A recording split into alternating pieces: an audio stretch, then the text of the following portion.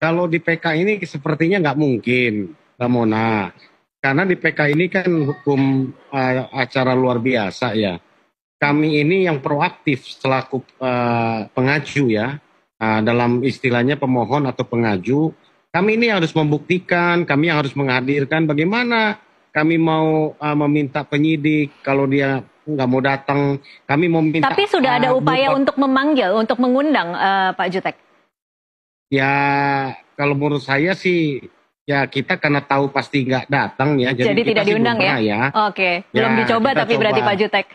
Ya, kita belum coba ya, tapi artinya biasanya sih kan kita istilahnya kan mengoreksi kerja penyidik. Iya, Bagaimana yang mau dikoreksi kita hadirkan terus mendukung kesaksian kita kan nggak mungkin. iya, Kecuali jaksa selaku termohon ya ini yang akan mengajukan. Tapi kan nggak ada itu sistemnya di iya. PK gitu kan.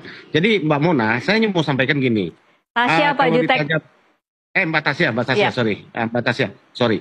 Bahwa apa namanya berapa sulit ya peristiwa ini bakal sebenarnya gampang terungkap. Ini iya, mudah sekali sebenarnya kalau menurut saya ya. Mudah sekali saya urut yang penting-penting saja ya. Yang penting-penting yang dilanggar dan prinsip iya, ya.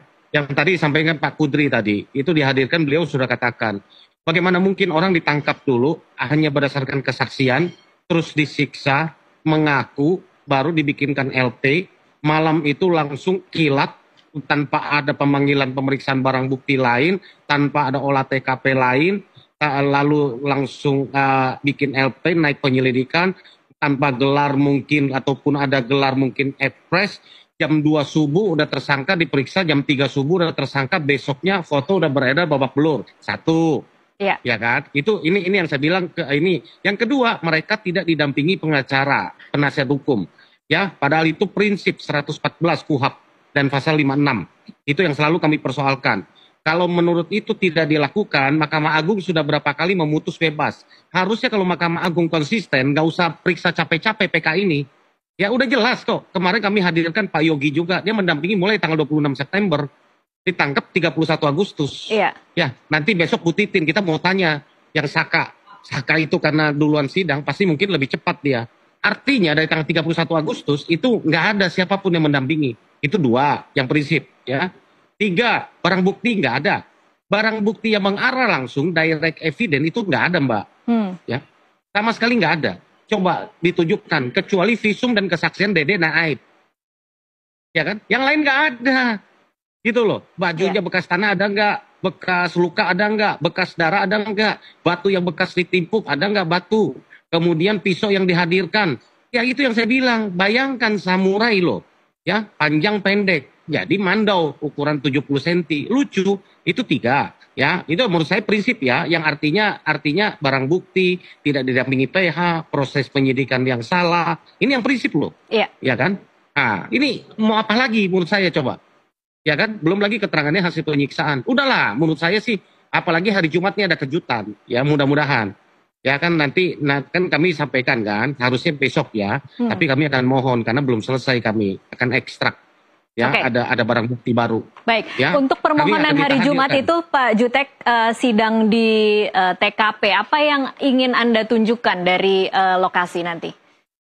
Ya kita mau tunjukkan, ya saya cerita nih, saya apa namanya meluruskan ya, Iya, yang kemarin kan berdasarkan katanya, saya kalau hadir saya bisa jelaskan kemarin.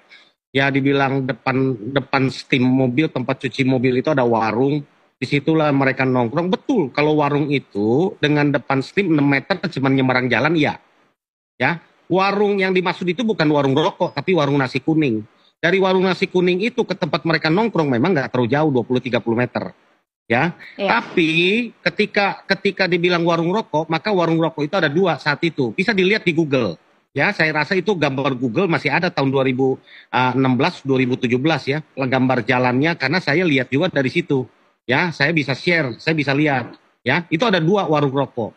Warung rokok yang sejajar dengan Steam ya tempat cuci mobil itu yang disebut dengan warung Madura, itu Baik. warung rokok, Baik. ya itu jaraknya 120 meter ke tempat mereka menongkrong. Oke, Pak Kalau Jutek, satu lagi Pak Jutek, agar pemirsa Nusantara TV mengerti, mungkin Pak Jutek bisa bantu dengan gambar yang saat ini kami tampilkan di layar.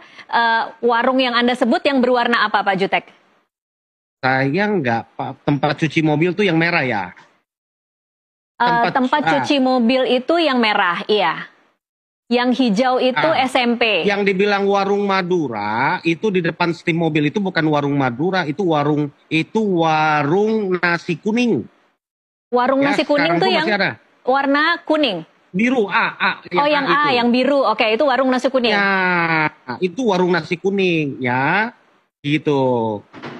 Sorry itu EI yang di showroom SMP 11, saya pangling karena nanti terbalik saya cara lihatnya. Iya. Ya, yang D itu. Jadi Aep itu mengaku melihat dari mana, Pak Jutek? Dia melihatnya itu ada dua warung ya, yang kalau dibilang tempat ada jual rokok ya, karena Iya. kalau dibilang yang di depan steam itu nggak jual rokok, jual nasi, dan jam 4 tutup ya. Iya. Kalau yang itu yang di sebelah jajaran sebelah dengan C ya, di agak jauh kira-kira 120 meter dari tempat mereka biasa nongkrong di depan SMP 11 di yang biru muda itu, ya. Yang mereka tempat nongkrong itu ada sebelah kiri yang C yang warna merah itu, yang tulisan C merah, ya agak ke sana kira-kira 125 meter itu ada warung ya, ada warung rokok sejajar memang, dengan ya. C kira-kira 100 meter ke sebelah kiri berarti ya, Pak Jutek? 120 meter ya ke kiri ya. Iya. Itu yang kita bilang itu mustahil melihat ke arah yang biru. Kemudian satu lagi itu ada warung di depan Mandua itu agak belokan mengarah ke flyover. Oke. Ya, itu lebih aneh lagi gitu kan. Iya, tidak mungkin sejauh itu bisa melihat itu ya. lebih tidak mungkin lagi, lebih aneh lagi gitu kan. Itu Baik. warung itu cuma 2. Sekarang tinggal dia pilih aja mau yang mana, terserah dia lah gitu loh. Iya. Dua-dua nggak mungkin menurut kami gitu loh. Iya. Kalau dia bilang itu warung yang di sebelah jajaran C, itu motor tidak lewat sana, lebih nggak mungkin lagi kalau dia lihat itu lebih ini. Bisa lihat jelas dengan apa yang terjadi gitu loh. Ya. Iya. Gitu. Oke. Jadi warung manapun yang dia pilih menurut saya nggak masuk akal. Tidak gitu masuk loh. akal dua-duanya, mau warung mana saja ya. Oke, baik Pak Jutek. Saya mau geser ke soal bagaimana kemarin Pak Jutek membahas soal kecelakaan motor yang mengakibatkan kematian tidak perlu serta-merta diikuti dengan kondisi motor yang rusak parah. Mungkin bisa diceritakan lagi Pak Jutek. Jadi kan kami berangkat dari fakta persidangan, katanya ada visum. Di visum itu kan lukanya kan itu yang selalu ada orang yang mengatakan rusak, bonyok, babak belur, hancur-hancuran gitu kan. Saya coba urai yang di hancur-hancuran itu apa. Ya. Menurut visum yang disebut hancur-hancuran itu rahangnya patah, giginya rontok, betul ya. Kemudian ada luka tengkorak belakang sama luka tengkorak depan atap gitu ya, itu betul ya kan. Kami coba kemarin tanya kepada ahli forensik, kami tanya penyebabnya untuk luka kepala aja dulu sebelum ke kaki ya. Luka untuk sampai retak kepala, tengkorak, itu benda apa sih gitu kan? Apa sih penyebabnya? Ya, kita mau tanya gitu. Kalau dibilang dipukul pakai tangan, nggak mungkin katanya, mustahil. Mau Mike Tyson pun nggak mungkin, kira-kira begitulah. Nggak mungkin tangan orang bisa membuat sampai retak kepala orang. Lalu kita bilang karena dituduhnya pakai bambu dan pakai bambu ya, kita tanya pakai bambu. Kita perlihatkan buang bukti bambunya gitu kan. Gak mungkin, apalagi bambunya itu bambu masih bisa buat nyangkat coran itu. Kalau bekas pukul terus tengkorak itu mungkin udah bekas bolong kali, patah kali atau apa kan gitu kan, pasti ada bekas. Kemudian kalaupun iya, saya tanya, kalau pakai bambu nih, pakai bambu, ya sampai retak tengkorak di dalam bisa retak. Di luar kira-kira memar gak? Kita kejeduk aja memar loh. Iya.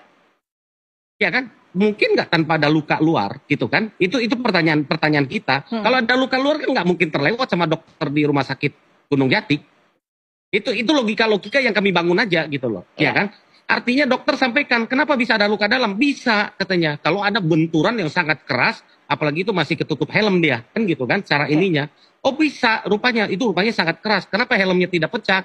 Ya memang terbuka di belakang, helmnya ngebentur dia ke atas, kedorong. Ya, itu makanya tengkorak belakang kita udah lihat Franciscus, kita udah hadirkan kan, memang itu ngangkat helmnya. Giginya kenapa rontok? Karena betul-betul benturan yang keras.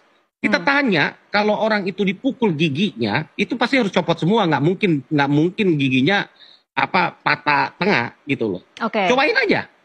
Mau sekuat apa? Belum lagi kita tanya kaki, ya, tanya kaki, tulang kaki. Katanya itu adalah tulang paling kuat yang ada di tubuh. Menurut dokter ahli forensik, ya, karena itu terbuka berumum, ya. Cara untuk sampai itu patah bagaimana? Itu benturan yang sangat kuat. Kita tanya kalau sampai pakai batu yang kita hadirkan itu kira-kira hampir 30 cm, ya, besarnya itu besar sekali loh. Saya pikir kalau mau pakai timpuk, ya, itu batu 30 cm, saya nggak kebayang timpuknya pakai 4 tangan pun kayaknya nggak bisa. Anggaplah pakai batu itu untuk ngehancurin. Dokter juga bilang nggak mungkin karena kalau itu terjadi kembali lagi luka luarnya pasti akan parah. Jadi banyak hal lah, ya. Kalau tadi saya bilang ada 3 hal prinsip yang dilewati dengan ditangkap dulu, ya, prosedurnya tidak dilalui PH, kemudian ada barang bukti tidak ada, tambah lagi ngarang ceritanya. Nah, ini banyak ngaco gitu kan, nggak sesuaian, itu yang saya bilang gitu, ya. Maka menurut saya ya sulit, ya, untuk kita mempertahankan konstruksi hukum ini lagi, apalagi dengan dicabutnya keterangan Dede dan Liga Akbar. So ini kalau Assalamualaikum warahmatullahi wabarakatuh. Apa kabar kawan-kawanku semuanya? Semoga selalu dilancarkan rezekinya oleh Allah Subhanahu wa taala. Amin Allahumma amin. Oke guys, kali ini kita mendengarkan keterangan Bang Jutek Bongso dalam penanganan kasus pidana Cirebon, khususnya pada sidang PK ke-6 terpidana. Jadi Bang Jutek menyampaikan, guys, ya, menyampaikan bahwasanya sebenarnya kasus ini itu mudah sekali untuk diungkap. Ya, sangat mudah sekali. Yang penting diurut sesuai aturannya mulai dari awal itu. Kemudian kejanggalan-kejanggalan yang ditemukan oleh Bang Jutek dan juga penasihat hukum dalam timnya itu yang menjadi prinsip, ya, menjadi prinsip utama itu yang pertama, bagaimana mungkin ada orang ditangkap dulu berdasarkan kesaksian seseorang, kemudian disiksa, kemudian mengaku, baru dibuatkan laporan. Nah, malam itu langsung secara kilat, ya, ditetapkan sebagai tersangka tanpa ada pemanggilan alat bukti lain, juga tanpa ada olah TKP lain. Lalu dibuatkan LP, naik ke penyelidikan tanpa adanya gelar yang mungkin ekspres yang disebutkan oleh Bang Jutek. Kemudian jam 2 subuh menjadi tersangka. Besoknya beredar foto yang ditangkap itu dalam kondisi babak belur. Nah, ini yang pertama. Ini kejanggalan yang ditemukan oleh Bang Jutek Bongso dan juga kawan-kawannya. Kemudian yang kedua, kejanggalan yang kedua menjadi prinsip, yaitu para terpidana ini dalam proses penyidikan dari awal itu tanpa didampingi oleh pengacara, tanpa didampingi oleh penasihat hukum. Nah, maka kalau Mahkamah Agung ini konsisten, ya, dalam masalah ini, kan kita tahu sih kalau ada orang dalam tindak pidana tanpa didampingi oleh penasihat hukum, bahkan ini kan terancam 5 tahun ataupun seumur hidup ini. Maka ini kan jelas sudah gugur kan. Nah, harusnya ini ya sudah selesai kasus ini. Karena apa? Emang dari awal tanpa didampingi oleh penasihat hukum. Bahkan informasinya beredar itu kan mereka didampingi, tapi bukan dari awal.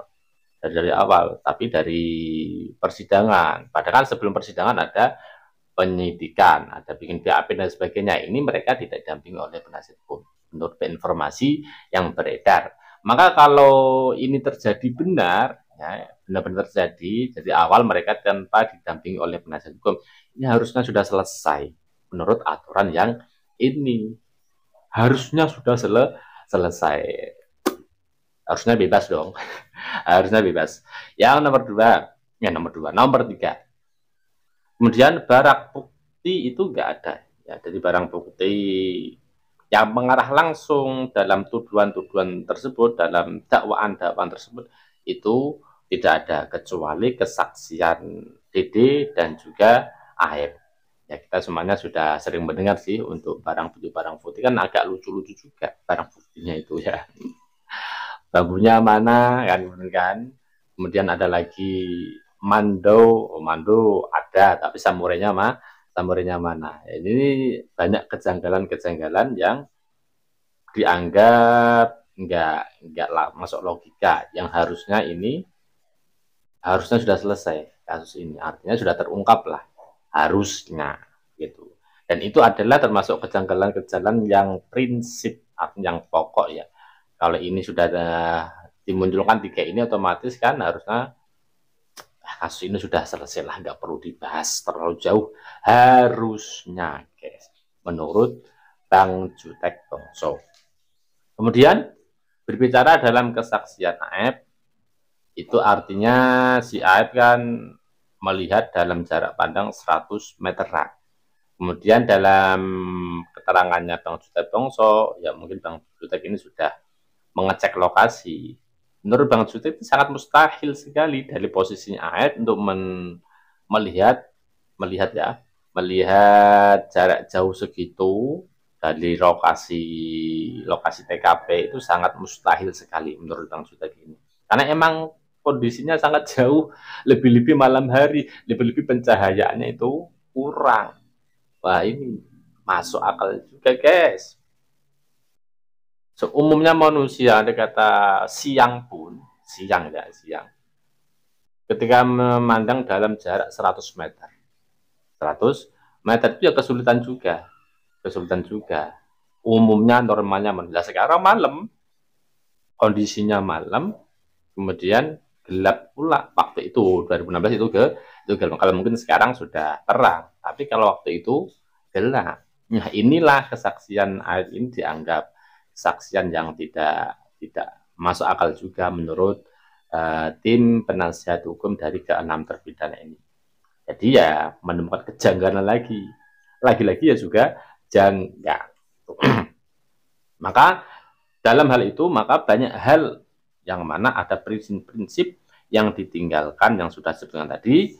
Nah, belum lagi kejanggalan-kejanggalan lainnya yang tak masuk akal.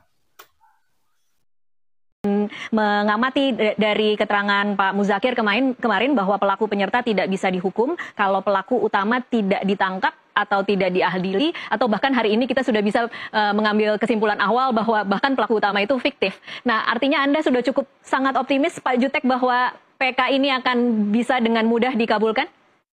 Kalau secara materi, secara novum dan yang hal kekhilafan dan kekeliruan dan juga novum yang kami hadirkan sesuai dengan KUHP 163 itu kami jelas ya, kami yakin. Ya, apalagi tadi keterangan saksi ahli pidana Profesor Muzakir kemarin sampaikan.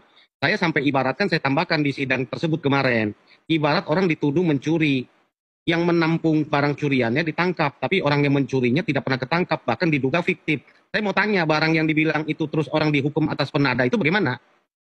Ya, kalau disebut mencuri kan harusnya pencurinya dapat dulu. Ya kan, hasil pencuriannya dijual ke orang yang menerima itu baru bisa disebut penada.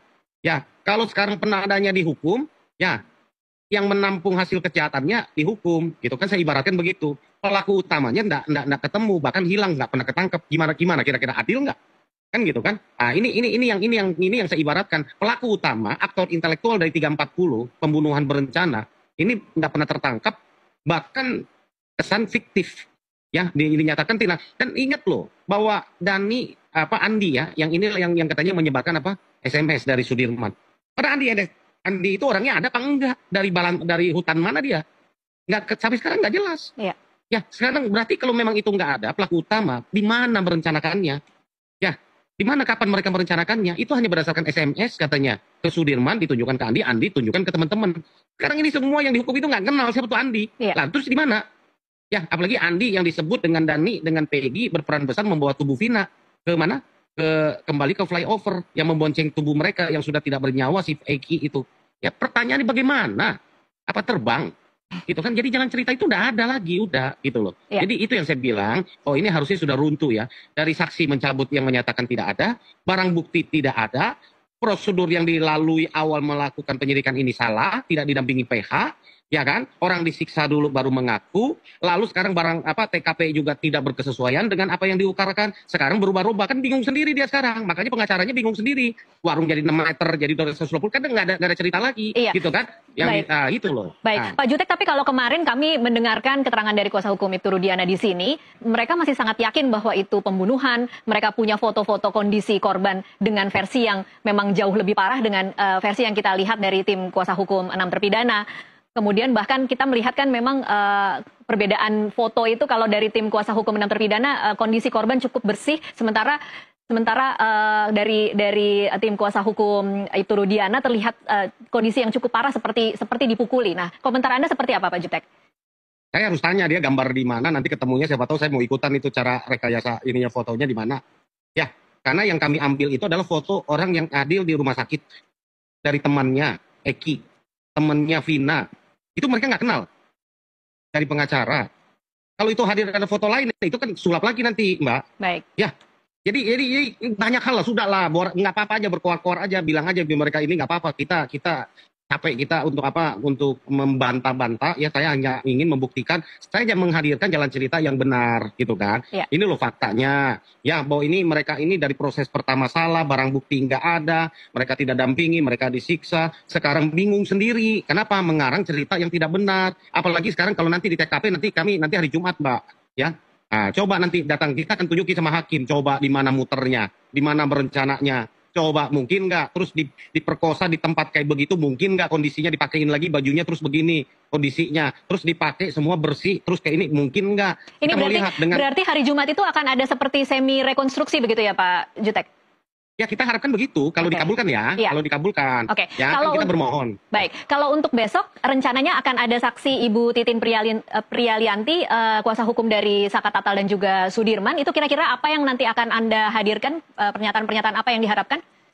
Ya sama dengan Pak Yogi lah, kan mereka ini kan saksi fakta ya. Ya. Kan mereka 2016 lalu yang menangani mereka, kayak Pak Yogi kan kemarin kita tanya, kapan Anda terima kuasanya, kondisi pertama ketika Anda melihat mereka itu bagaimana, kan kami nggak lihat. Ya. Mereka menyaksikan, oh iya masih ada bekas luka-luka. Itu aja kami mau confirm. Kok didampingi nggak selama pemeriksaan? Enggak. Mau kan membuktikan bahwa ada penyiksaan dalam proses penyelidikan begitu kira-kira ya Pak Jutek? Dan tidak didampingi oleh penasihat hukum. Baik.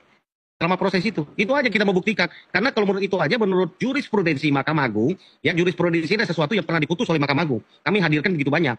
Kalau Mahkamah Agung masih konsisten, harusnya bebas ini. Oke. Nggak usah lihat fakta yang lain. Oke, baik. Pak Jutek, kira-kira berapa banyak lagi saksi yang akan dihadirkan sampai kemudian nanti selesai sidang PK ini? Kami pikir, kami harapkan Jumat untuk yang 6 terpidana itu yang udah terakhir ya, hari Jumat ya. Kami harapkan itu yang terakhir. Kita harapkan ya, mudah-mudahan. Ya, karena kami lagi menunggu juga ada barang bukti baru satu.